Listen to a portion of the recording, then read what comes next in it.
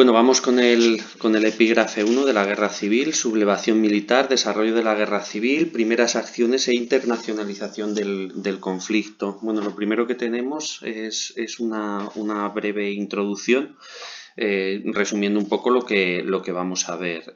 18 de julio de 1933 hay un golpe de Estado militar y la activa participación del pueblo y la lealtad de casi la mitad del ejército hacen que esto desemboque en una guerra civil, es decir, que el golpe de Estado fracasa.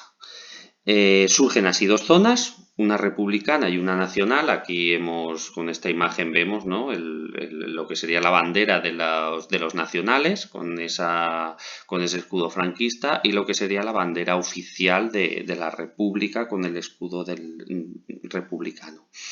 El rápido apoyo de Italia y Alemania al bando sublevado y el apoyo ruso al republicano hacen que la guerra se alargue casi 3 años, como veremos. Si no hubiese habido ese apoyo internacional, pues la guerra hubiese sido mucho más corta.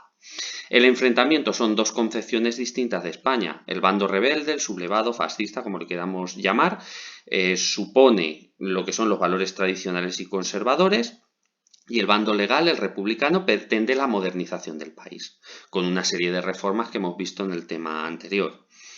La mayor unidad, la eficacia militar y los importantes apoyos militares dieron el triunfo a la España nacional, representada por el general Franco, y consolidó un régimen político autoritario que durará más de 30 años.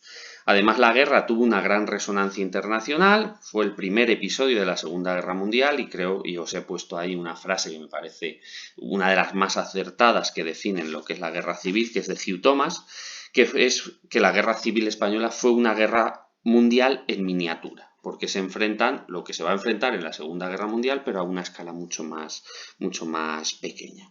Bueno, vamos con el primer punto, la sublevación militar y su fracaso, y la división de España en dos zonas. El primer apartado es la chispa del conflicto, es decir, ¿qué provoca que la guerra comience? Pues ahí vamos viendo los puntos más importantes. Venga, hay un clima de violencia desde las elecciones de principios del 36, y a esto se unen dos asesinatos. El 12 de julio es asesinado el teniente José Castillo, y en respuesta el 13 de julio es asesinado Calvo Sotelo. Aquí los tenéis a los dos en la portada de un periódico. El teniente Castillo es socialista. Desde su entierro, un grupo de compañeros deciden vengar su muerte porque supuestamente lo han matado un grupo de falangistas. Calvo Sotelo, que es el que tenéis a la derecha, no es el objetivo primero. En un principio solo se iba a detenerlo, pero bueno, en el trayecto desde su domicilio a comisaría lo matan. El asesinato de Calvo Sotelo, aquí tenéis imágenes de los dos entierros, veis que se puede ver perfectamente cuál es el de Castillo, que es este, por eso veis a todos con el puño levantado, y el de la derecha con el saludo romano es el de Calvo Sotelo. Bueno, pues este segundo asesinato es la chispa que incendia a los militares. Y el acontecimiento adelanta los planes, y el 17 de julio de 1936 se subleva la guarnición de Melilla y se extiende al resto de Marruecos y la península el 18 de julio. El golpe de Estado es un fracaso, es decir, primero, no todos los militares se sublevan, y segundo, no toda España está a favor. Por tanto, por eso vamos a una guerra civil. Si el golpe de Estado hubiese triunfado, pues se hubiesen impuesto en 1 o 2 días, hubiesen tomado el poder. Bueno, aquí tenéis una orla, ¿no?, con los principales militares que se sublevan, que como vamos a ver son bastante pocos, eso sí, con mucho poder. Bueno, parte del ejército y fuerzas del orden, es decir, Guardia Civil y Guardia de Asalto, permanecen fieles a la República. En Madrid, el general Fanjul, que lo tenéis aquí, este es el Fanjul, se encuentra cercado en el cuartel de la Montaña. En Barcelona, Godez, que es el que tenéis aquí, ¿vale? También intenta hacerse con la ciudad, pero tampoco lo consigue. Y en otras ciudades como Valencia o Albacete, que durante una semana estuvo bajo el poder de los nacionales, ocurrió lo mismo. Pues la sublevación no contaba con la inesperada reacción de los milicianos. Bueno, en cuanto al cuartel de la montaña, que es el que vamos a ver principal, está desaparecido, hoy en día no existe, aquí tenéis una imagen del cuartel de la montaña. Estaba situado en una zona muy céntrica de Madrid. Es así como termina, como veis, totalmente destruido.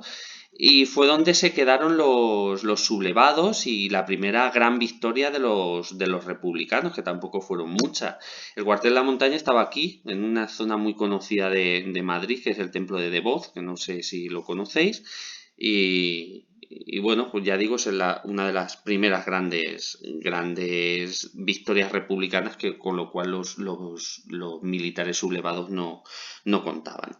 Bueno, en otras partes sí que triunfa en otras partes sí que triunfa la sublevación. En el caso del general Franco, estaba en Canarias, voló hacia el protectorado español en Marruecos y asumió el mando del ejército de África, que era la Legión y los regulares. En Sevilla, el general Queipo del Llano se hizo con el poder. En Navarra triunfaba la sublevación de la mano del general Mola. En Zaragoza también triunfó la sublevación gracias al general Cabanellas. Y entonces España queda dividida en esas dos concepciones o en esas dos Españas de las que habló Machado, esos dos bandos que vamos a ver en la guerra civil. Bueno, para representar los dos bandos os pongo las banderas, ¿no? El bando nacional, por llevar el orden en los apuntes, el bando nacional es el que se llama los sublevados, el que la Iglesia llama el glorioso alzamiento nacional. Su objetivo es restablecer el orden, según su versión, restablecer el orden y acabar mediante una cruzada de liberación con los enemigos del país, es decir, con los rojos, lo que ellos consideran los rojos, que ahí tenéis cuáles son. La población y la industria eran menores, pero los recursos agrícolas mayores. Y en cuanto al ejército, solo 4 generales con mando se sublevaron, que son Cabanellas, Godez, Queipo del Llano y Franco. El 80% de los oficiales se unen a la sublevación. A ello 145.000 soldados, 47.000 pertenecen a la Legión y a los regulares, y además contaron con las milicias integradas por falangistas y carlistas, lo que se llamaron los requetés. Desde ahí parte el bando nacional. Luego veremos qué zonas. El bando republicano, pues parte lo que sería el gobierno legal a la república, que lucha por defender los logros que había conseguido una república democrática. Del lado de la República queda el norte, el centro y el este de España, la mayor parte de las zonas mineras industriales, los recursos financieros como el oro del Banco de España. En cuanto a las tropas, no hay cifras exactas, pero se calcula aproximadamente pues, un 66% de la aviación, un 65% de la marina, un 47% del ejército de tierra. Y para la República lo que fue un grave problema es que la mayoría de grados intermedios se pasan a los sublevados, con lo cual tenemos un ejército con muchos soldados, con mucho material, pero sin gente que lo dirija. Esto lo que provoca es que, bueno, quedan unos 130.000 soldados. Tuvo que improvisar y nombrar nuevos oficiales, también jefes de las milicias como Lister, como Modesto, o incluso gente como Durruti, que era un anarquista que tuvo a su mando a miles de hombres. La República tuvo que improvisar un nuevo ejército para incluir en él a las milicias populares, es decir, voluntarios procedentes de sindicatos, de partidos políticos, que eran encuadrados en batallones militares, y ello dio lugar a la aparición de las brigadas mixtas, es decir, unidades militares compuestas por milicianos y tropas del ejército, es decir, una unión entre los que antes pertenecían al ejército y los milicianos, que eran gente normal que se une al ejército para defender a la República. Esas serían las brigadas mixtas. Problema es que la efectividad del ejército pues es dudosa, ¿vale? Aquí tenéis un resumen, ¿no? de todo lo que tiene cada ejército cuando comienza la guerra. Destacar de aquí la ayuda que recibe internacional. Si os fijáis, el bando nacional recibe De Alemania, 19.000 voluntarios y 100 aviones de la Legión Cóndor, que va a ser la que se va a encargar de los bombardeos. 80.000 voluntarios italianos con 120 aviones y una ayuda que no se conoce mucho, que son los viriatos, una ayuda portuguesa de 8.000 personas.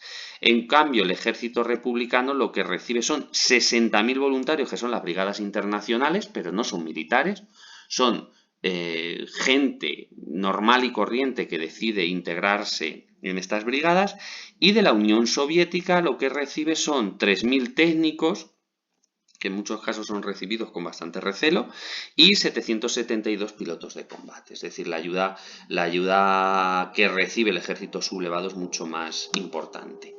Bueno, este es el mapa de cómo queda España. Las zonas en amarillo son zonas leales a la República y las zonas en verde, las zonas sublevadas. En un principio es mucha más tanto la gente como los recursos que permanecen fieles a la República. Es decir, el bando sublevado parte con desventaja, vamos a decir, en un primer momento. Bueno, algo que va a ser vital va a ser la no intervención de otros países, es decir, la España republicana es abandonada totalmente por la comunidad internacional. Aquí vamos a la internacionalización y prolongación del conflicto. La no intervención y el Comité de Londres, sin la masiva ayuda extranjera, la guerra no hubiese durado más de medio año. Francia y Gran Bretaña, que son los dos que veis ahí, los dos presidentes, no quisieron ayudar a la República y así surgió la política de no intervención, por la que se decidía no ayudar a ninguno de los dos bandos. Francia e Inglaterra, ¿vale? Y así se llegaba hasta 27 países europeos. Para asegurar la política de no intervención se creó el Comité de Londres y las marinas británica, francesa, alemana e italiana controlarían una zona marítima, cada una para que no entrase material de guerra a España. Francia y Portugal cerrarían sus fronteras terrestres y, sin embargo, todo esto fue teórico. Aquí tenéis, aquí veis cómo la marina de estos países cerró la posibilidad de que entrase material desde otros países, material bélico, pero todo esto fue un paripé porque realmente entraba, no teóricamente estaba cerrado, pero recibieron toda la ayuda que se pudo pagar, es decir, todo lo que podían comprar, incluso algunos se aprovechaban de eso, todo lo que podían comprar llegaba. Bueno, respecto a la ayuda que cada bando recibe, pues bueno, la ayuda extranjera a la España republicana, la República recibió ayuda material militar de la URSS, de Francia y de México, muy poco, pero algo recibió, y la España republicana quedaba vinculada al comunismo según la opinión pública, es decir, que esto no es del todo cierto, como España republicana recibió esta ayuda de la Unión Soviética, lo que se decía es que si ganaban la guerra se convertiría en un país comunista. No era exactamente así. La ayuda soviética tuvo que ser pagada con las reservas de oro del Banco de España, el llamado oro de Moscú. Es decir, no es una ayuda, pero que había que pagarla. Una ayuda que hay que pagar no es realmente una ayuda, pero bueno. Luego la ayuda humana, esta sí que es gratuita, ¿no? Por así decirlo, es las brigadas internacionales, unos 40.000 voluntarios de 30 países, canalizados por los partidos comunistas europeos, vinieron a España para luchar contra la propagación del totalitarismo en el continente europeo. Su base de entrenamiento fue Albacete, fueron distribuidos en 6 brigadas, que agrupaba a los soldados por nacionalidad para facilitar la comunicación. Su intervención ayudó a detener al ejército franquista en las puertas de Madrid, como veremos después, y fueron retirados de España a finales del 38 y de esos 60.000 unos 18.000 murieron e incluso quedaron enterrados aquí en España. Aquí los tenéis, las brigadas internacionales, que fue una ayuda bastante importante. Los números varían bastante según las fuentes. Luego, la ayuda extranjera a la España rebelde, pues el bando sublevado recibió la ayuda de Italia y de Alemania de forma masiva y pagadera, es decir, también esta ayuda de Alemania y esta ayuda de Italia, ¿vale? Hay que pagarla, es decir, no es regalada. Cuando se dice ayuda, pues realmente no es una ayuda. Alemania envió fuerzas de aviación, la Legión Cóndor, asesores militares y tanquistas, Italia a la CTV, unos 40.000 soldados, Portugal a los viriatos y también una pequeña ayuda de Irlanda en la llamada Legión de San Patricio. Bueno, aquí tenéis lo que decíamos, la ayuda internacional que recibe la República y la ayuda internacional que reciben los sublevados, con un dato, ¿no?, que es este. Estados Unidos, como veis, proporcionó camiones y petróleo al bando sublevado, es decir, a Franco. Y otra cosa también llamativa, que es esta, ¿veis aquí? Alfonso XIII, el rey que se ha marchado de España, aporta 10 millones de dólares al ejército franquista. Bueno, vamos con el desarrollo bélico. Aquí tenéis unos mapas de cómo se va a ir desarrollando toda la guerra y que vamos a ir viendo. Este es el mapa de partida, ¿no? Cómo queda configurado España con estas dos zonas. La primera parte es la llamada guerra de columnas. Iría desde julio del 36 a noviembre del 36. La fase de guerra de columnas es al estilo colonial. Son grupos de tropas formados con pequeñas unidades y mucha movilidad. La República intenta crear a primeros de agosto un nuevo ejército sobre los batallones de voluntarios y es el momento de las milicias, sobre la base de las brigadas mixtas, es decir, unidades militares compuestas por milicianos y tropas del ejército regular. Se daban los primeros pasos para la creación del ejército popular. En los primeros meses, la guerra es desfavorable a la República. El objetivo del primero de los militares sublevados era la conquista de Madrid. En la capital ya habían caído los sublevados en el cuartel de la montaña, que ya habíamos visto, y las primeras operaciones sobre Madrid las dirige Mola, que es el que tenéis aquí en esta imagen. Este es el general Mola. Parten desde Valladolid, Burgos y Pamplona, pero fueron contenidas por las milicias obreras a lo largo de la Sierra de Madrid, entre julio y agosto del 36. Al fracasar Mola, el protagonista recae en el ejército de África de Franco, que gracias a la ayuda de la aviación alemana cruza el estrecho de Gibraltar y transporta al ejército de Marruecos a la península. Aquí tenéis la imagen esta fotografía es la de Franco llegando a Tetuán para ponerse al mando del ejército. Este señor, Cecil Beth, fue el encargado de transportar a Franco desde Canarias hasta Marruecos. Este es el viaje que hace, es inglés, es contratado, creo recordar, por un periodista de ABC. Este es el viaje que hace. Él lleva además, él lleva a 2 ocupantes para que nadie sepa que va a llevar a Franco, es decir, es una especie de viaje privado que, como veis, va haciendo escala. Llega a Canarias, coge a Franco y lo transporta hasta Marruecos. De ahí, ya digo, el ejército de Marruecos cruza el estrecho de Gibraltar y va haciendo la siguiente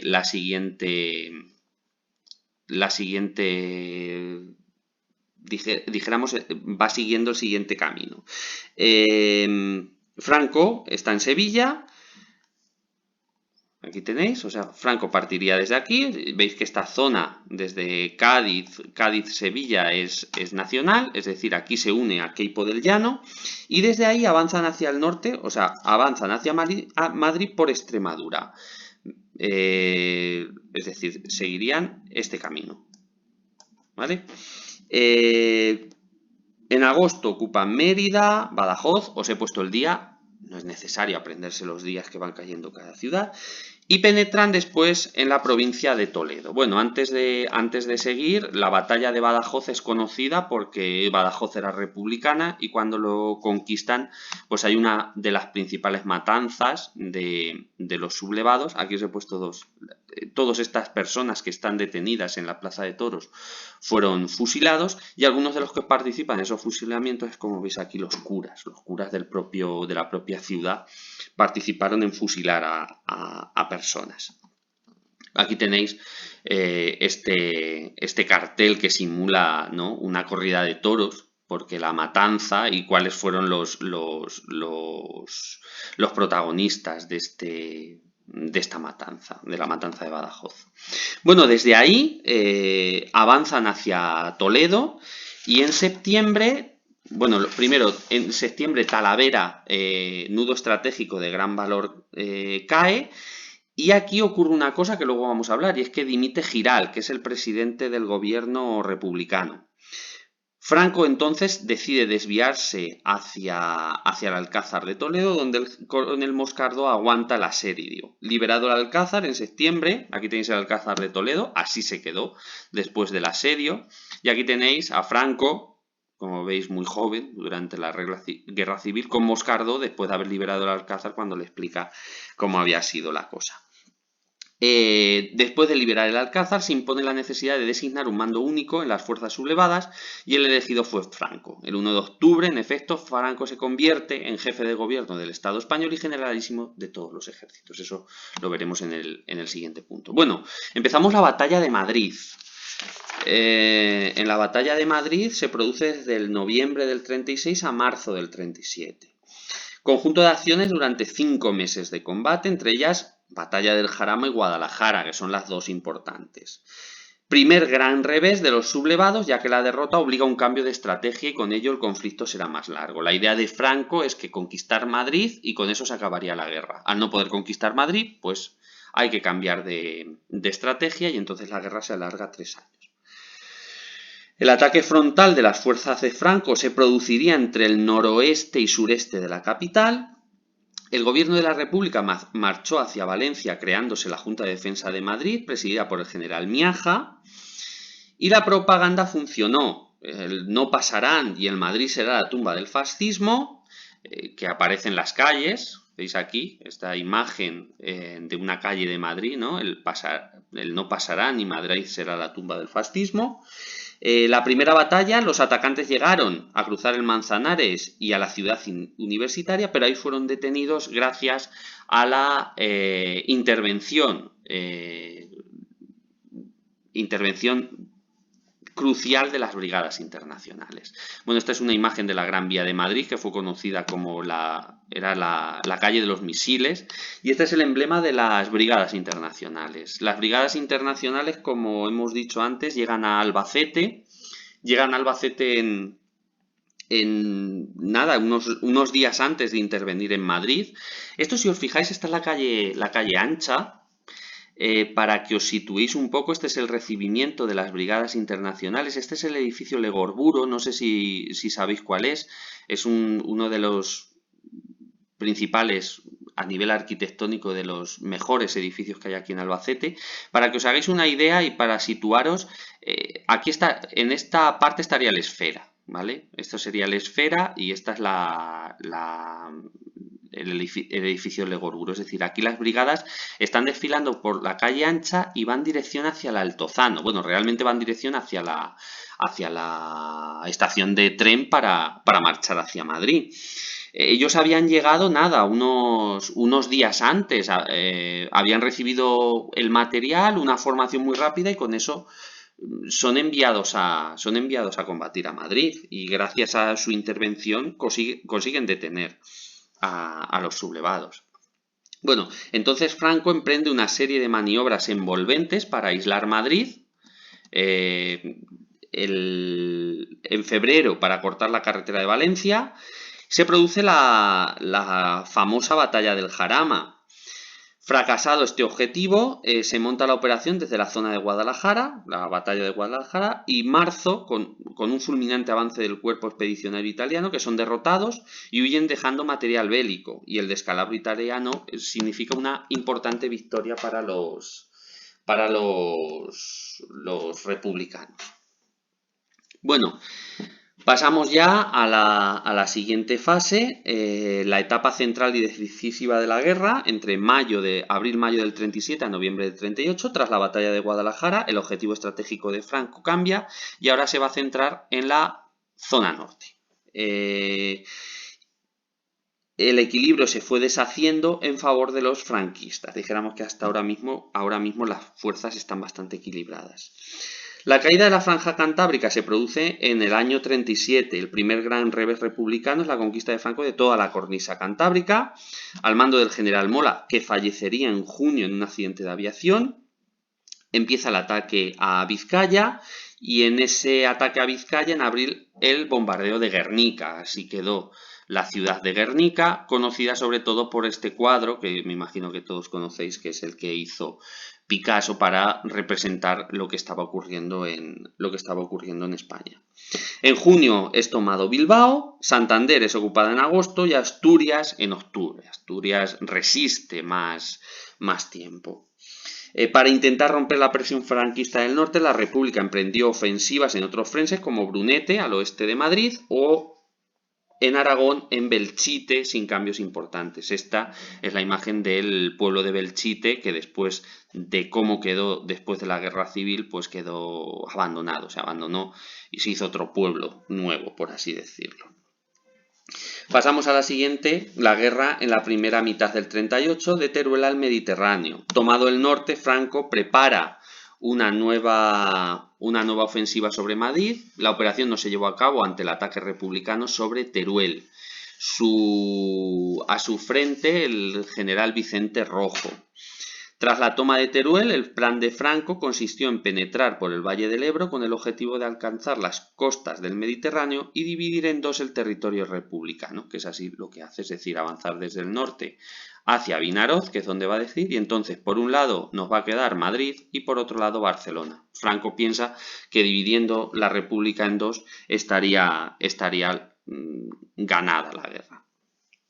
Pues, como os decía, tras la toma de Teruel, el plan de Franco consiste en penetrar por el Valle del Ebro, en abril Lérida y Vinaroz. Llega al Mediterráneo por Vinaroz. El territorio republicano queda de nuevo partido, dejando a Cataluña aislada. Franco ahora orienta su ofensiva en la región levantina hacia el sur.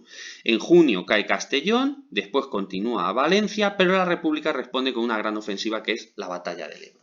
Y aquí, en este momento, y anotarlo en los apuntes, aquí es donde se produce el famoso discurso de Azaña, que es el comentario que vamos a hacer, el comentario que tenemos que hacer, que es el paz, piedad y perdón. Es de fecha, es del 18 del 7 de 1938, y Azaña, cuando Franco llega a Vinaroz, y antes de llevar a cabo la batalla del Ebro, lo que hace Azaña con este texto de paz, piedad y perdón es intentar buscar la mediación internacional y que acabe la guerra, porque ve que la van a perder, ¿vale? Y es importante, es en este momento donde se produce este texto. Por eso, para la hora de hacer el comentario, tenerlo en cuenta. Bueno, Batalla del Ebro, de julio del 38 a noviembre del 38. Es la última gran batalla de la guerra, con el paso del río Ebro por Mequinenza, Zaragoza, por parte republicana. Las batallas más duras se producen en septiembre. 30 de septiembre se firman los acuerdos de Múnich, con lo cual cualquier esperanza de la República de recibir ayuda internacional desaparecía. La definitiva contraofensiva franquista comienza en octubre, el mismo en el que las brigadas internacionales se despiden de España. En noviembre, las últimas fuerzas republicanas cruzan de nuevo el Ebro, después de haberse replegado. Concluía la batalla más encarnizada de la guerra y que terminó con buena parte de las reservas republicanas. Aquí tenéis una imagen de los acuerdos de Múnich. Me imagino que todos conocéis a Hitler, que está aquí. Este es Mussolini y estos son los representantes del resto de países, en el cual pues acuerdan repartirse, por decirlo de alguna manera, Europa. Aquí está cómo se produce la batalla del Ebro, que acaba con la derrota de los republicanos, y aquí tenéis una imagen de Robert Capa, que es un fotógrafo muy conocido, me imagino que lo habréis oído, que es de un miliciano cayendo muerto, y esta otra imagen de Robert Capa, que es la despedida de las brigadas internacionales en Barcelona. Bueno, la última etapa de la guerra es breve, desde noviembre del 38 a marzo del 39, es de escasa actividad bélica porque ya hay poco que hacer. En diciembre del 38, Franco inicia su ofensiva final en Cataluña, Tarragona cae en enero y Barcelona, después Gerona, y Azaña y Negrín cruzan la frontera de Francia. Negrín decide regresar para ponerse al frente de la zona republicana con el objetivo de continuar la resistencia. Resistir es vencer, ¿vale? Pero el cansancio estaba ya extendido y comienza la lucha entre los partidarios de continuar la guerra a todo trance, como defendía Negrín con el apoyo de los comunistas, y los que querían pactar con Franco una paz al menos humanitaria. Y en este sentido se celebra la reunión de los Llanos en Albacete, donde Negrín era partidario de continuar en la guerra y tiene un encuentro con sus más importantes mandos militares encabezados por el coronel Casado, que son partidarios de la rendición. Bueno, este es el Palacio de los Llanos. Este sigue existiendo, es lo que hoy se conoce como la Dehesa de los Llanos. Es un pequeño palacio que hay, que actualmente sigue en funcionamiento, entonces es ocupado por el ejército republicano y aquí se produce esta reunión más o menos secreta entre Negrín y los militares. Los militares quieren rendirse y buscar una negociación con Franco, que luego no va a ocurrir, y Negrín quiere continuar porque la Segunda Guerra Mundial va a estallar y él piensa que si consiguen resistir hasta que empiece la guerra, pues van a recibir esa ayuda internacional. Bueno, al final, en la región centro ya no se combatió, el coronel Casado crea un consejo de defensa contra el gobierno de Negrín.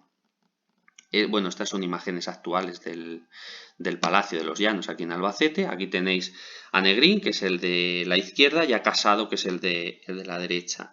Bueno, pues el Consejo de Defensa contra Negrín lo acusan de estar al servicio de los comunistas. Negrín y su gobierno abandonan España el 6 de marzo. Casado fracasa en su negociación con el gobierno de Franco. Y las tropas de Franco entran en Madrid el 28 de marzo. El 1 de abril de 1939, Franco emitía su último parte de guerra en el que comunicaba a todo el país la finalización del conflicto. Cuando termina la guerra, toda esta zona continúa siendo republicana, pero ya no hay nada que hacer.